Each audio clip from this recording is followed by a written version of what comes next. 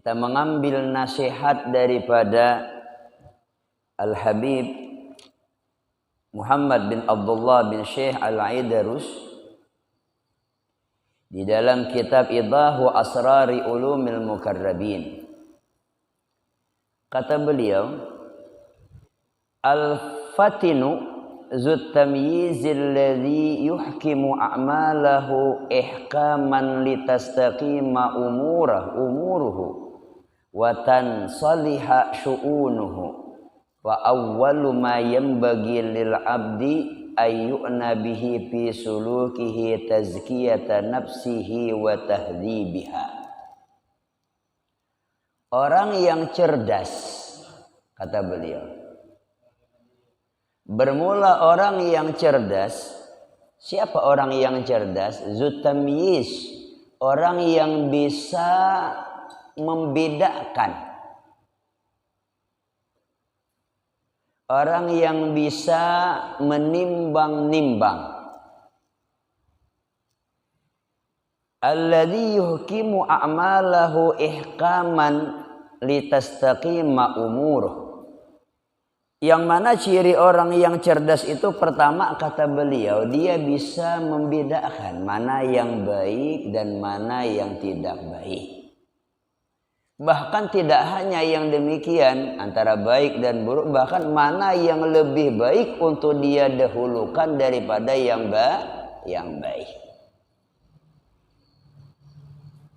Dalam setiap langkahnya dia pandai dalam mengambil sikap.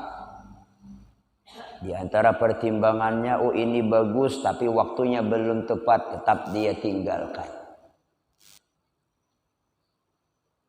Oh ini baik tapi ada yang lebih baik, oh ini tetap diurungkan lebih dahulu, utamakan yang lebih baik.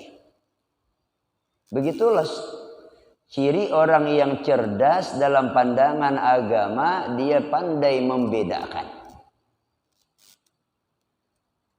Di antara sifat orang yang cerdas lagi, yuhkimu a'malahu ihkaman litastaqima umuruhu wa tansaliha syu'unuhu. Dan dia menghukumkan, arti menghukumkan itu menetapkan akan semua perbuatannya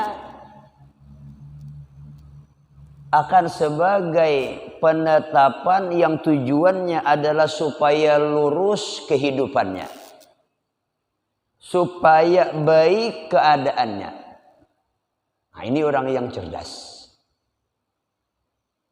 Kan yang namanya perkara manusia itu berkepanjangan, dia.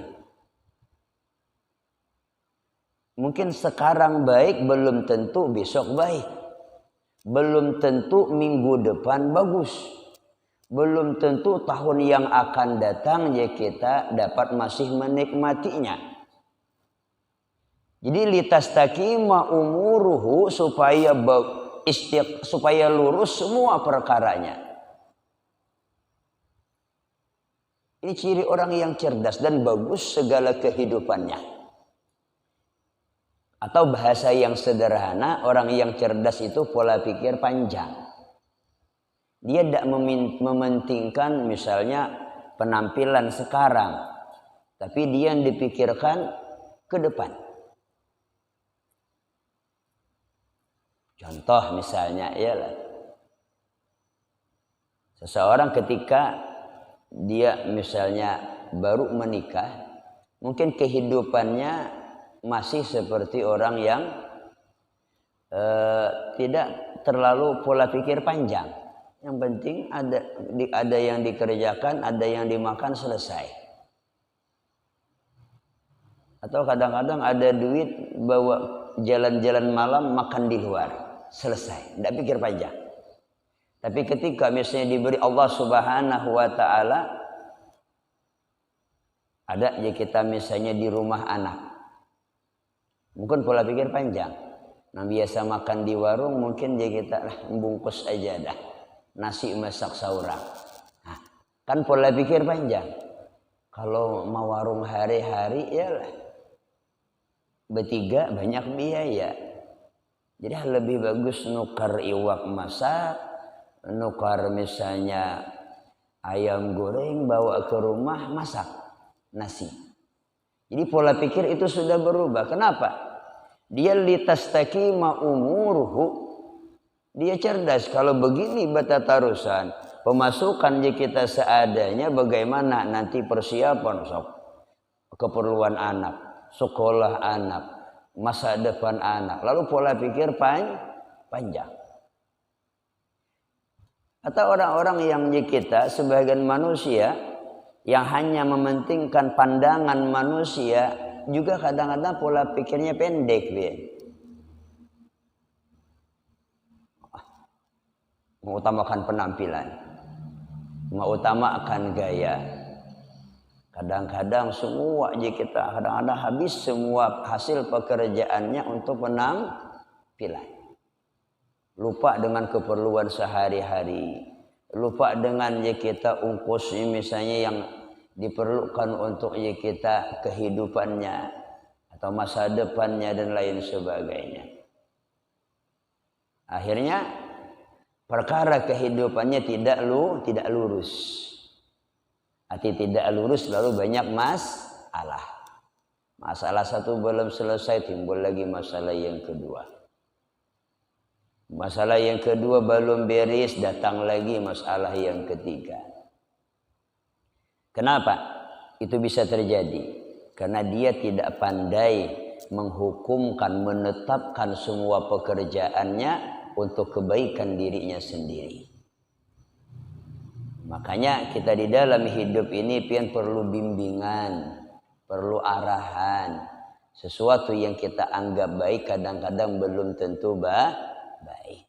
Kadang-kadang bisa baik juga. Makanya kalau kita bimbang dan ragu-ragu, tidak salahnya jika kita minta pendapat kepada orang yang lebih tua atau kepada guru kita. Nah, kalau orang yang cerdas, mereka demikian, pola pikir mereka panjang. Dia menetapkan akan apa yang ia kerjakan, tujuannya apa? Litastaqima umur, supaya kehidupannya baik. Biar sekarang dulu sabar, nabung. Biar dulu sekarang ma'arit, lapah, capek, menahan kita lelah dalam berusaha, tidak jadi masalah. Yang penting ke depan nanti lapang. Kan berakit-rakit ke hulu, berenang-renang ke tepian.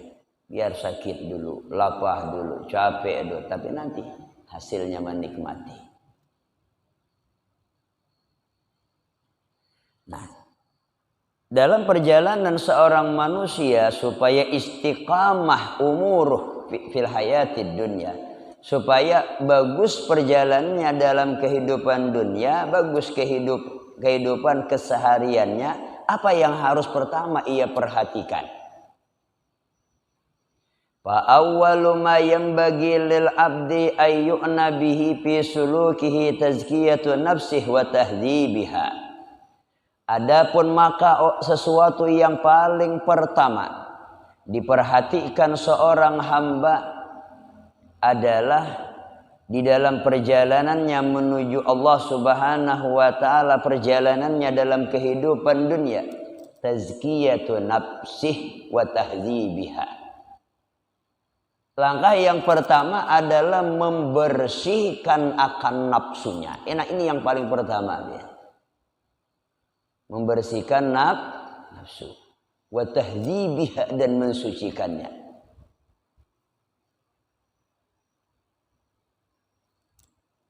Wa tahdzibi akhlaqihi, dan memperindah akan akhlaknya.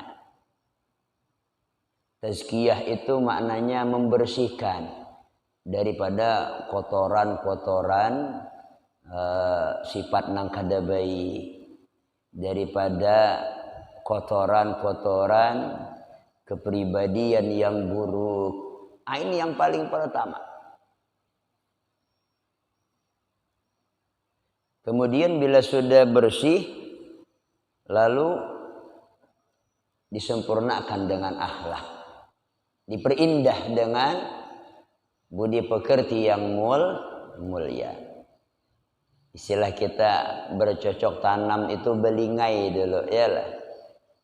membersihkan sawah dulu dari tanaman-tanaman yang bisa merusak ya kita, padi misalnya.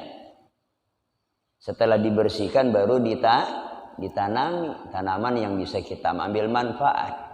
Begitu juga masalah hati kita. Jadi perkara yang harus diperhatikan kita, umumnya seorang hamba dalam perjalanannya dalam kehidupan dunia yang hakikatnya dia sedang menuju Allah Subhanahu wa taala, yang paling pertama adalah tazkiyatun nafsih. Membersihkan akan nafsunya, jiwanya.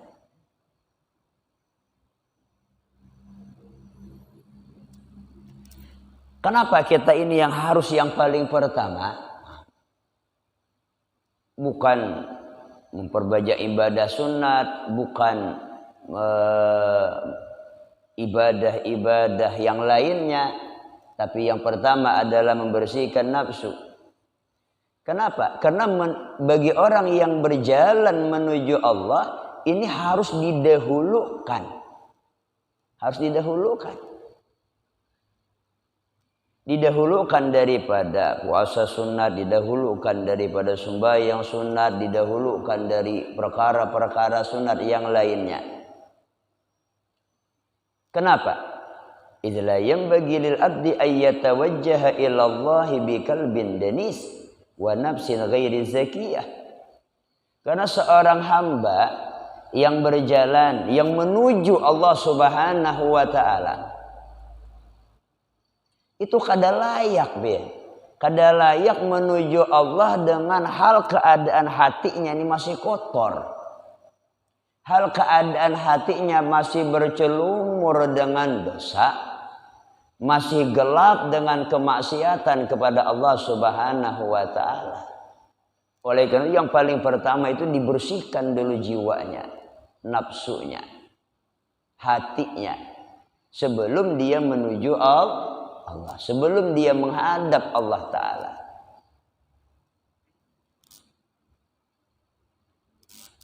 Wa nafsun ghairi zakiyah, dan nafsu yang tidak bersih, hati yang kotor, nafsu yang tidak bersih. Kita mau menghadap seseorang yang mulia dengan misalnya pakaian yang kotor, kan tidak layak. Kita jangankan untuk bertemu dengan Allah Subhanahu wa taala. Misalnya mau datang ke rumah bupati misalnya dengan pakaian yang baru, kita datang misalnya dari sawah, masih ada tanahnya, kotorannya, masih ada debunya, masih ada tanahnya, tidak layak. Ini baru kita mau menghadap kepada manusia. Bagaimana lagi ketika kita akan menghadap Allah Subhanahu wa taala. Seandainya masih saja dikerjakan, yang penting ibadah dulu, masalah hati bersih atau enggak itu belakangan, yang penting ibadah. Misalnya ada orang yang berpikir, harus ibadah yang lebih dulu.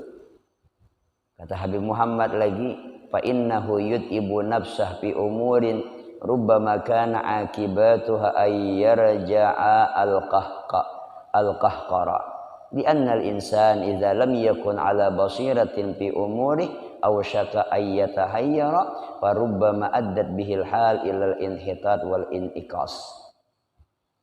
Maka sesungguhnya orang yang di dalam ibadahnya, di dalam amal salehnya, ketika hatinya masih di dalam keadaan kotor, masih dalam keadaan bercelumur dengan kemaksiatan kepada Allah Subhanahu wa taala, fa innahu yut'ibu nafsah, dia melelahkan dirinya sendiri, mauyuhi dirinya sendiri, yang mana hasilnya aja kita rusak, hasilnya tidak baik. Ketika hatinya masih kotor, jiwanya masih kita tidak dibersihkan daripada sifat-sifat yang tercela, ketika dia mengerjakan ibadah, ibadah dijadikannya alat untuk menyombongkan dirinya di hadapan orang lain. Amal salehnya menjadi tolak ukur, dia menganggap dirinya lebih mulia daripada orang lain. Ketika hatinya tidak disucikan, bisa jadi lidahnya keluar kalimat-kalimat yang kasar menghina akan orang lain. Yud'ibu nafsa, dia melalahkan dirinya sendiri.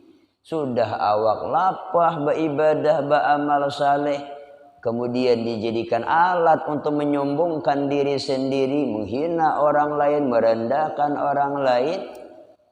Malah dia al-inhitat, dia derajatnya menjadi turun jauh ke bawah. Sudah lapah, tidak dapat pahala, malah dapat dosa. Kenapa? Jawabannya satu, nafsuhu ghairul muzakkah. Nafsunya tidak dibersihkan. Nafsunya tidak disucikan. Bagaimana guru mensucikannya? Bagaimana guru membersihkannya? Makanya harus berusaha di antaranya duduk di majelis taklim, di antaranya cara membersihkan hawa nafsu, suka ngumpul dengan orang-orang saleh, suka ngumpul dengan orang-orang yang hatinya bersih. Insya Allah hati kita juga akan ikut bersih. Bakawan lawan orang yang memakai minyak harum, kita juga ikut harum. Kalau kita suka mendekat kepada orang yang kita membakar sesuatu, kemudian bau hangusnya terasa di tempat kita sendiri. Jadi banyak kita berkumpul dengan orang saleh.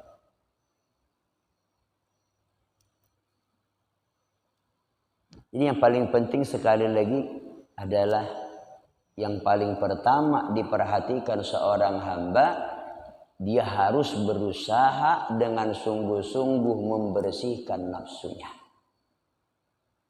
Nah, musuh kita yang sebenarnya itu bukan jiran kita, musuh kita yang sebenarnya bukan tetangga kita, musuh kita yang sebenarnya bukan orang yang menghina kita. Musuh kita yang sebenarnya bukan orang yang mencaci, memaki kita, dan lain sebagainya. Kalau kita ingin menyebutkan satu persatu sesuatu yang dianggap kita buruk dari orang lain, tetapi musuh kita yang sebenarnya adalah diri kita sendiri. Diri kita sendiri. A'da'u a'da'ika nafsuka allati baina jambaika. Ini Nabi yang berbicara, biar. Ujar Nabi, musuh engkau yang sebenarnya adalah nafsumu yang ada di dalam dirimu sendiri. Bukan orang lain. Bukan orang lain.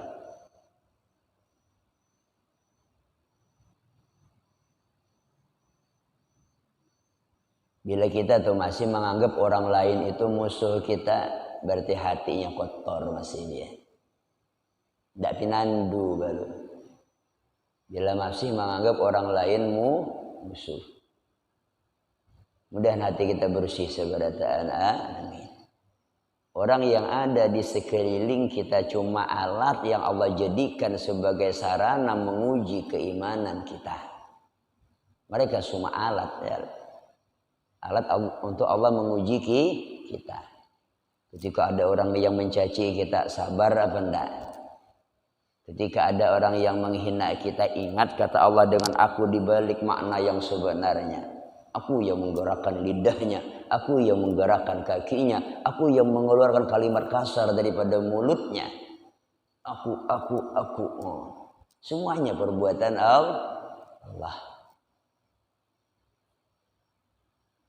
Mengkaitu guru ulun lain wali guru. Bukan masalah wali atau tidak walinya.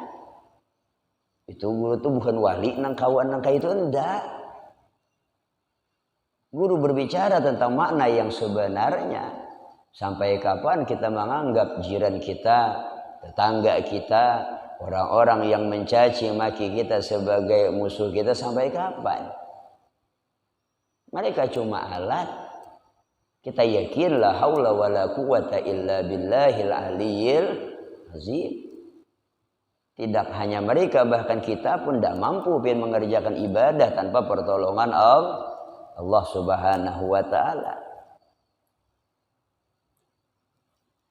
Nah, orang yang beramal ibadah tapi masih disertai dengan hati yang kotor, nafsu yang bercelumur dengan kegelapan daripada kemaksiatan kepada Allah Subhanahu wa taala, ketika dia beribadah dikhawatirkan malah ibadahnya yang mendorong dia nanti dalam lembah kebinasaan. Misalnya guru ada ibadah mendorong bisa aja kita ketika dia menjadikan ibadahnya alat untuk sombong, alat untuk membanggakan diri.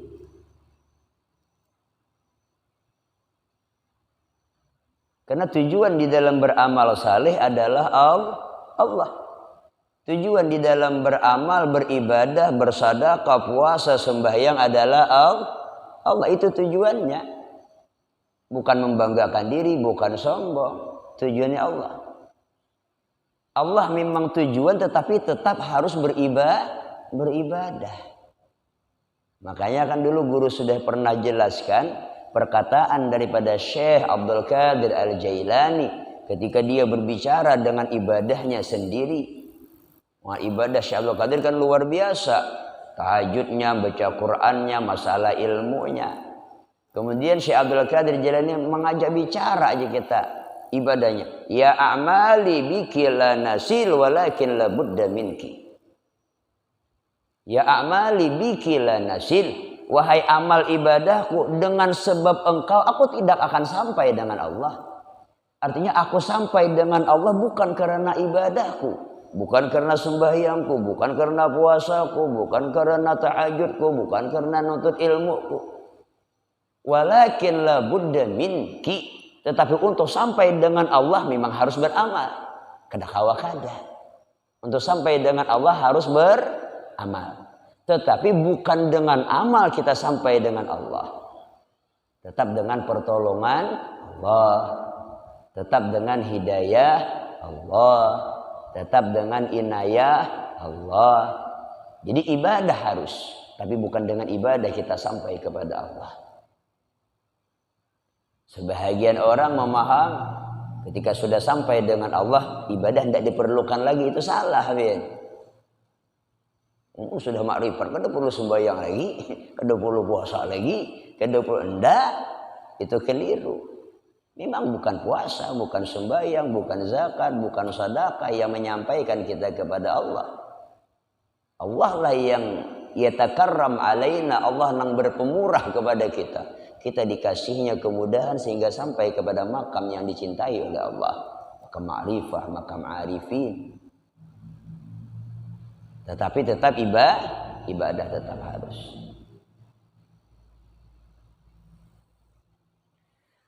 Fayambagi lil insani ayyura'iya sirrah wa la yazalu muhafizan ala waqtih. Fala yatruk qalbah syaridan khalian an fikrin yastakhriju bihil ma'arif wal ulum. Maka seyogyanya bagi seorang manusia, beliau berbicara manusia, iya kita, bian.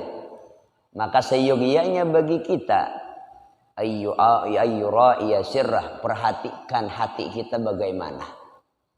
Sir itu lebih dalam lagi dari hati. Ya hati juga mananya. Jadi apa-apa yang terlintas dalam hati kita perhatikan. Hayalankah? Atau pemikirankah? Jadi pemikiran kita bagus atau enggak? Pola pikir kita baik atau enggak? Atau cara kita dalam memaham sesuatu bagus atau tidak? Kemudian wala yazalu muhafizan ala waqtih. Dan senantiasa dia memperhatikan, memelihara akan waktunya. Jangan sampai waktu itu terbuang sia-sia. Ini beliau membicarakan tentang bagaimana cara membersihkan diri, membersihkan hawa nafsu. Kan tadi beliau mengatakan apa? Paling pertama yang harus diperhatikan seorang hamba adalah apa? Adalah tazkiyatu nafsih. Bersihi nafsunya. Pertanyaannya, guru bagaimana cara membersihkan nafsu? Yang pertama, seakan-akan kita memaham dari isyarat beliau, ayyura iya sirrah. Perhatikan setiap apapun yang masuk ke dalam hati kita. Yang kedua, muhafizan ala waqtih. Pelihara waktu kita. Jangan sampai terbuang dengan sia-sia. Santai boleh ya. Hiburan tidak dilarang. Tapi jangan sampai berlebihan. Akhirnya waktu itu menjadi terbuang. Nah dilarang. Rawihu qulubakum Nabi, lapangkanlah dada kalian. Tapi carilah kegembiraan, carilah cara melapangkan hati itu dengan cara yang benar, dengan cara yang diridai oleh Allah Subhanahu wa taala, bukan mencari hiburan dengan cara yang dilarang di dalam agama.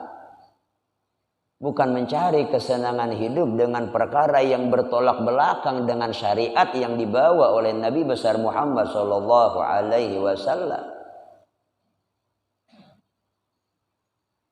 Itu yang kedua, perhatikan hati, pelihara waktu.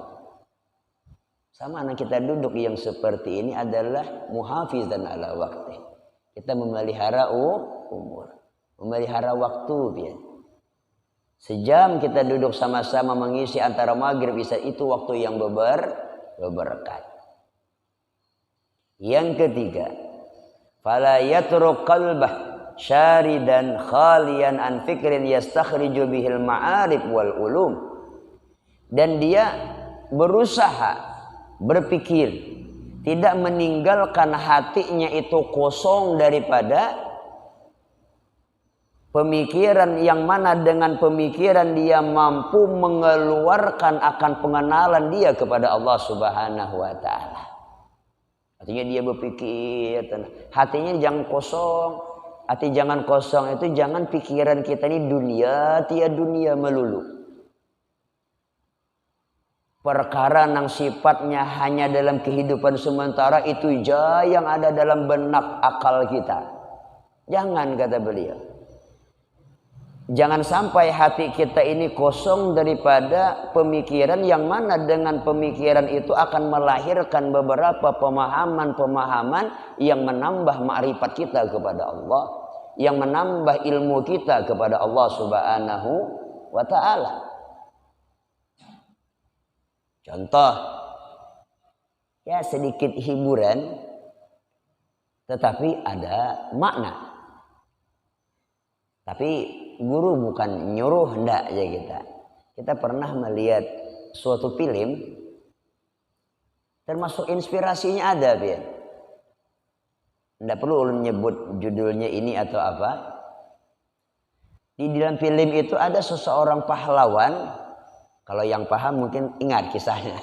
Ada seorang pahlawan, wah, bisa terbang, orangnya bertopeng. Dia nolong orang, Biar. Bukan film Indonesia lain. Nah, topengnya rusak sedikit nih. Dia nolong orang. Ketika orang yang ditolong ini mau mengucapkan terima kasih. Dia, terima kasih wahai pahlawan. Engkau telah nolong kami. Apa kata pahlawannya? Engkau tidak perlu terima kasih sama saya. Cukup bila engkau tolong 3 orang lain. Itu sudah ungkapan terima kasih kepada saya. Artinya ungkapan terima kasih kepada saya tidak perlu.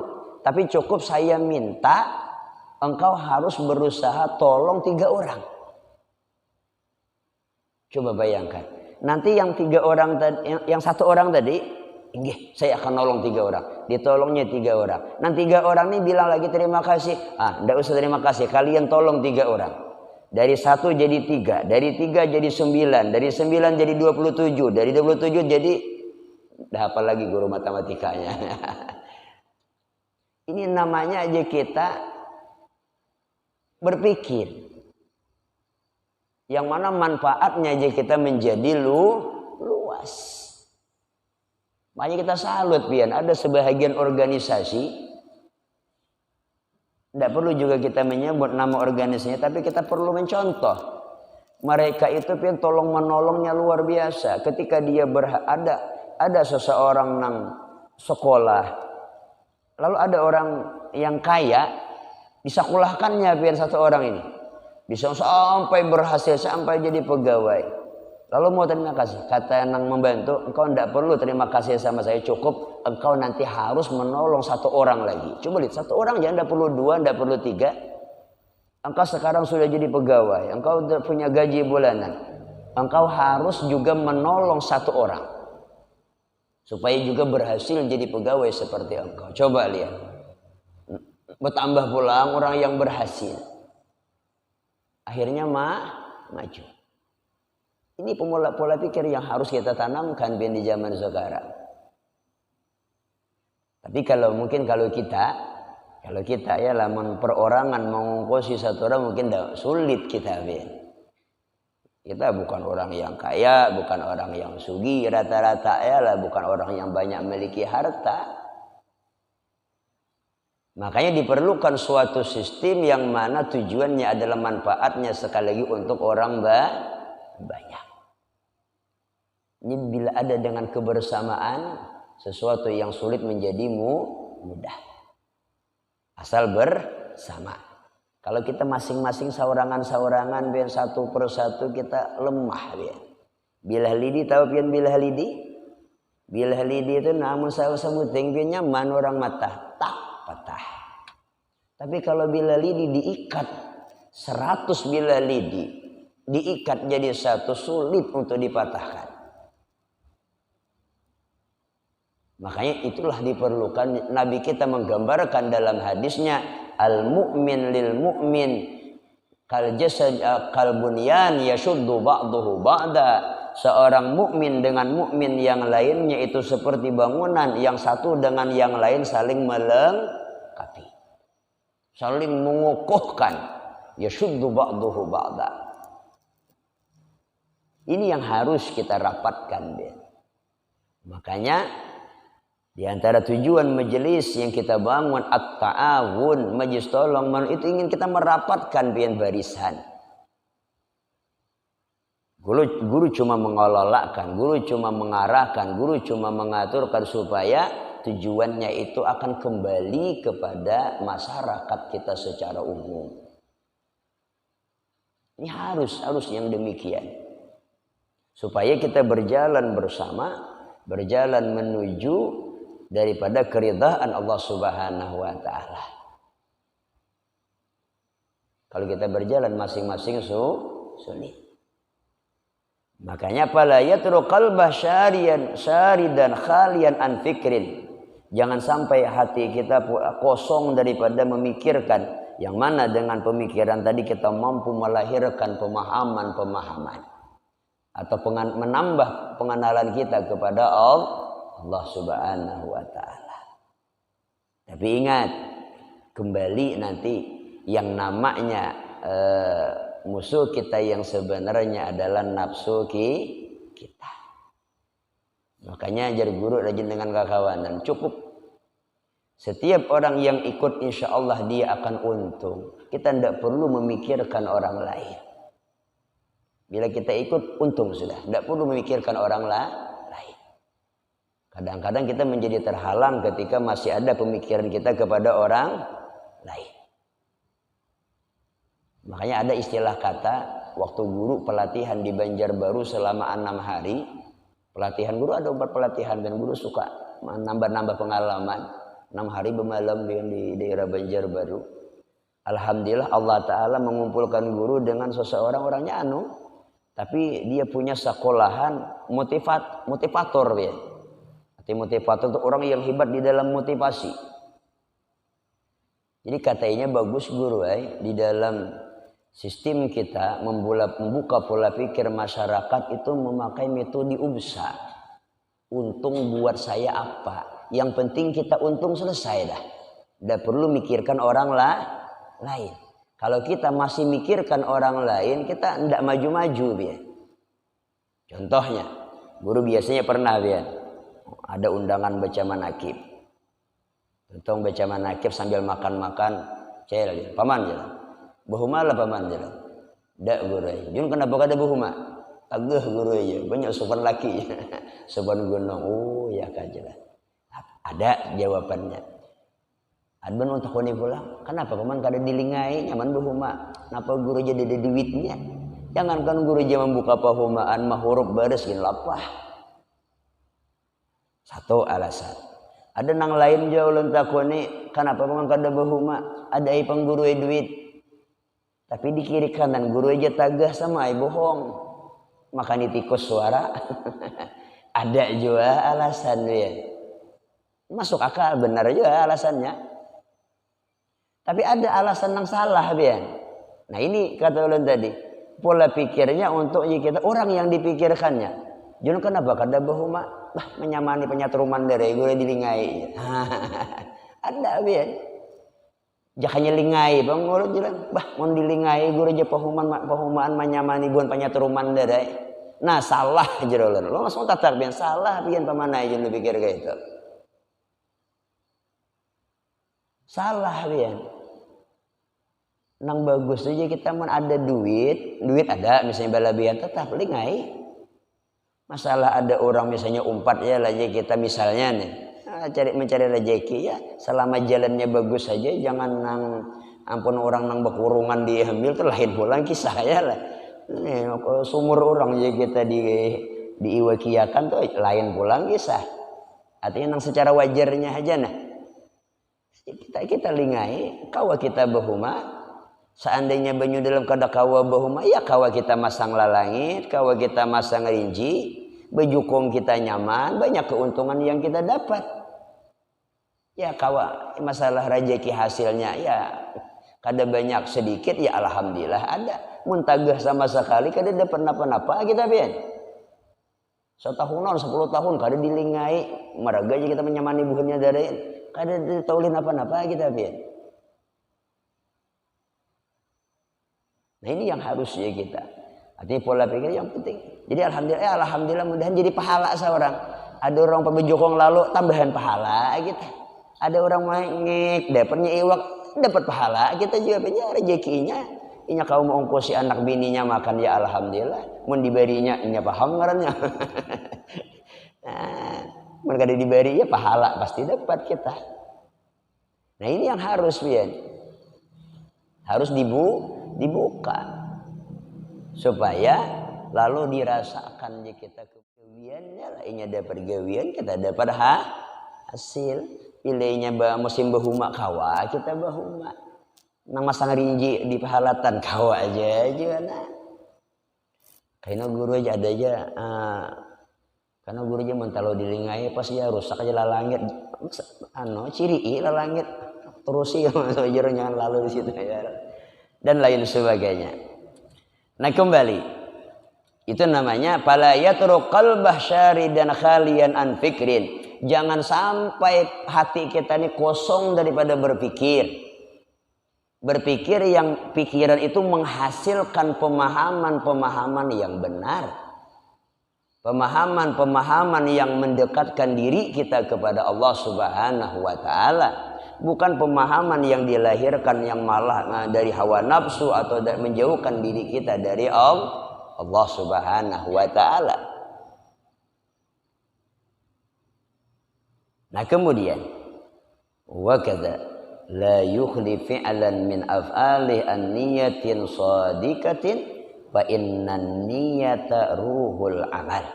Terakhir, begitu pula jangan sampai setiap pekerjaan kita ini sunyi daripada niat. Apapun yang kita gawi andak niat. Niatun shalihah, niat yang baik. Niat yang baik. Kenapa? Karena fa innan niyata ruhul amal. Karena niat itu adalah ruhnya ibadah. Ruhnya perbuatan. Lurus akan niat kita karena Allah.